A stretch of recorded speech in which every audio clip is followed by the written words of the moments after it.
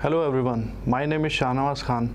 I am a professional MEP engineer and I was working in abroad. So when I was working in the real-time projects, I got something very hazardous happened with me, something like I was stuck in too many parameters. So I got to know that how I can resolve myself. I had conversations with my managers. They told me about Dhanush, which is located in Hyderabad, India.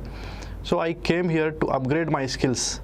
I was getting a fair enough amount for my livelihood, but although for the upgradation of the skills I came here only, and I got the real results which I got from here is amazing.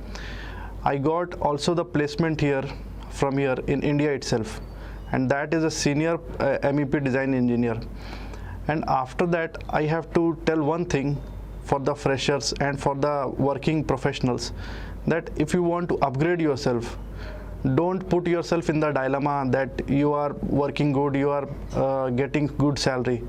Please don't bluff yourself. Come here and upgrade yourself and do good in your career. Thank you.